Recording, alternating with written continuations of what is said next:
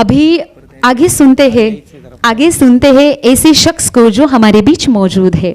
महाराष्ट्र राज्य वारकरी संप्रदाय के अध्यक्ष पूनमताई जाचक यहाँ पे हमारे बीच में मौजूद है। मैं उनको कहूँगी कि आप आपके शब्दों में, जैसे वारकरी धुराव को, हमारे संत महंत पुरखों के शब्दों को आप इस मंच पर अपने शब्दों में ज्ञापन करें।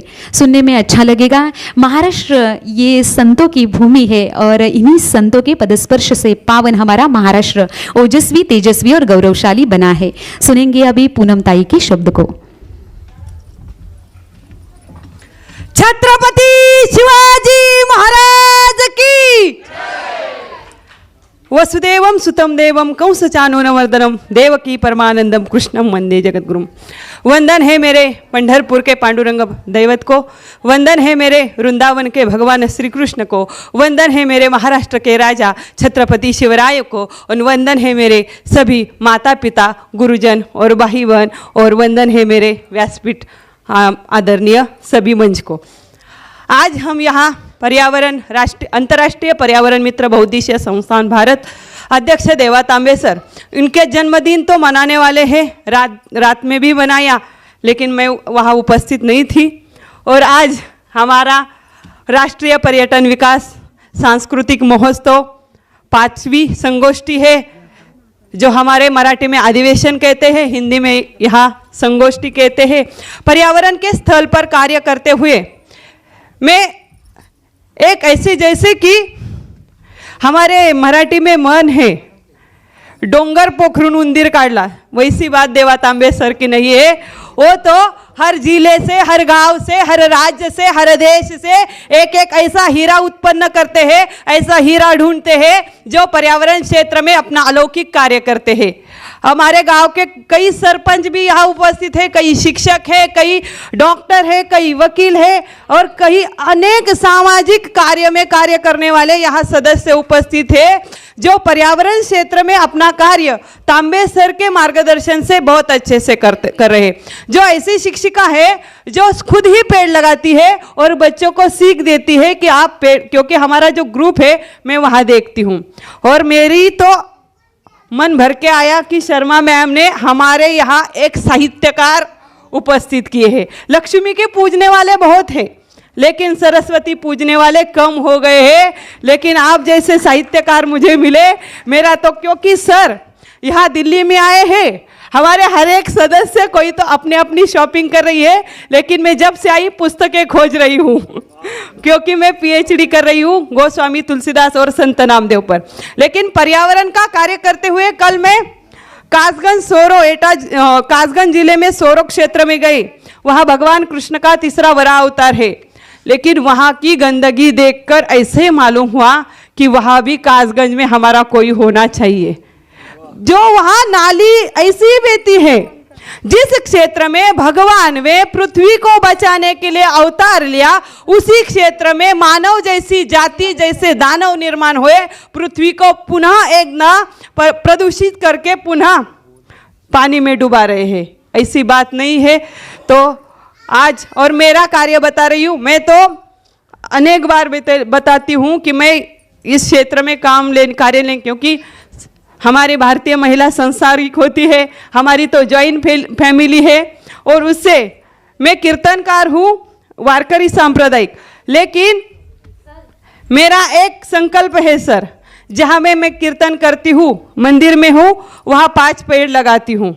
उससे अलावा हमारी हिंदी संस्कृति में जो आदमी गुजर गया तो उसका संस्करण होता है, तो हमारे यहाँ 10वीं दिन में संस्करण होता है।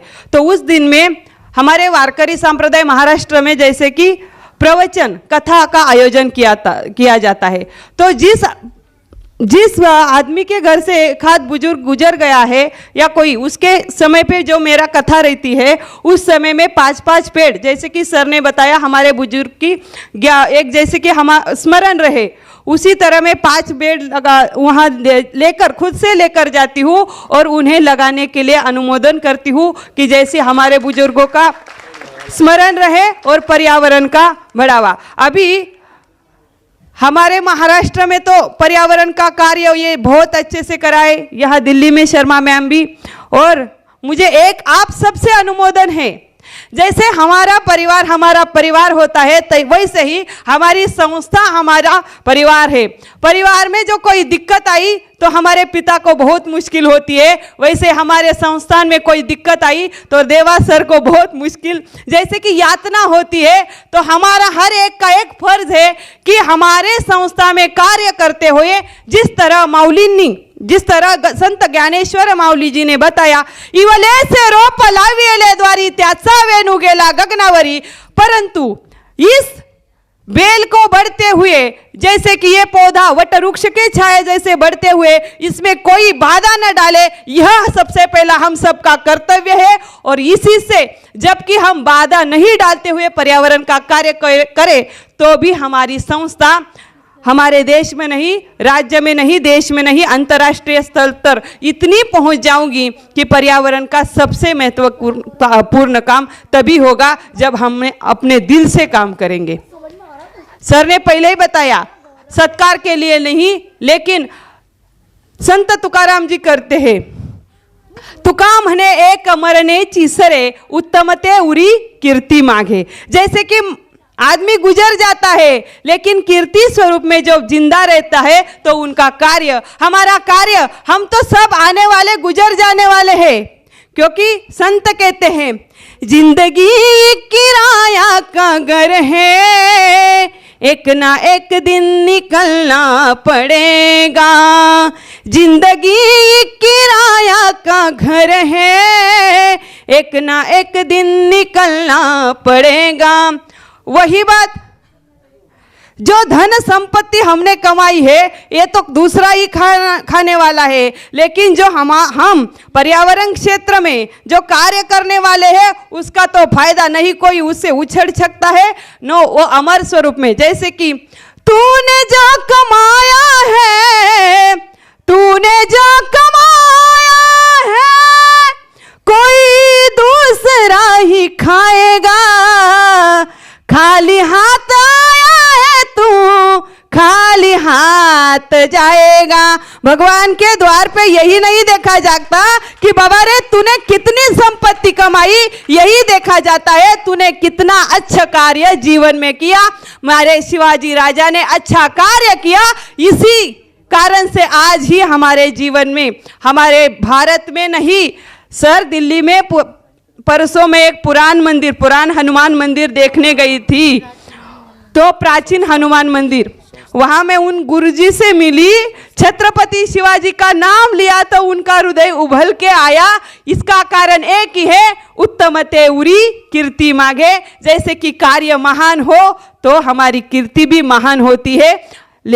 हम लेने वाले जाकर तो कुछ नहीं लेने वाले, लेकिन कीर्ति हमारी रहेगी। यही कारण है कि आप पर्यावरण क्षेत्र में ऐसा कार्य करो कि जैसे कि पेड़ स्वरूप, क्योंकि आज हमारे बच्चों को हम स्कूल में भेजते हैं तो टिफिन बैग देते हैं। टिफिन बैग पहले स्कूल में से ही खाना मिलता था, स्कूल में से ही पानी मिलता था, अभी हम घर से ही पानी देते हैं, टिफिन देते हैं। लेकिन कुछ दिन ऐसी परिस्थिति ना आए कि हमें बच्चों को ऑक्सीजन की वाटर बॉटल भी देनी पड़ी। इसके लिए पेड़ हम तो जिए हैं, इसका कारण एक है, हमारे बुजुर्ग ने पेड़ लगाए, अच्छा कार्य किया। गोबर का घर था लेकिन स्वास्थ्य था, लेकिन अब सीमेंट का जंगल भर गया है। परिणाम स्वरूप बच्चों को ऑक्सीजन लेने में, जैसे कि सांस लेने में दिक्कत हो रही है।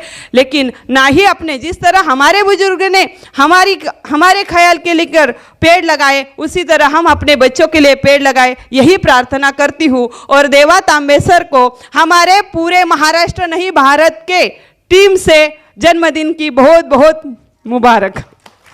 रामकृष्ण हरि। पूनम जी बहुत अच्छा बोली और सत्य बोली। बहुत धन्यवाद सबको इतना सब कुछ समझाने के लिए। अगर हम समझे तो मुझे इनकी बातों से एक किस्सा याद आ गया। सर अभी लास्ट टाइम जब आए तो हम काम से, यहीं हिंदी भवन के काम से ही आए थे, और उन्होंने जो रास्ते में जगह पड़ी, उन्होंने नई दिल्ली देखा होगा शायद, तो वो नई दिल्ली होके आए थे। तो वहाँ पे इतना गंदा एरिया है, हम दिल्ली वासी सभी अच्छे से जानते हैं। तो उन्होंने मुझे एक ही सवाल पूछा कि यदि हम यहाँ होते तो मैडम ऐसा नहीं होता, ये कचरा पड़ा है यहाँ प्लास्टिक का और वहाँ गाय खड़ी थी, अगर वो उसको खा जाए तो उसके पेट में क्या प्रॉब्लम नहीं होगी? तो होगी, ऑब्वियस सी बात है। लेकिन इस पर हम सभी को तो ध्यान देना पड़ेगा, हमें खुद ही तो देखना पड़ेगा। पौधा अगर पेड़ के छत के ऊपर उग रहा है तो वो हमारी वजह से तो उग रहा है कि छत के ऊपर क्यों उग रहा है, वो ज़मीन में भी तो उगाया जा सकता है ना, तो उसको ज़मीन में उगाए। नेक्स्ट टाइम से हम ध्यान रखेंगे सर, और बहुत कोशिश करेंगे कि स्वस्थ रखें।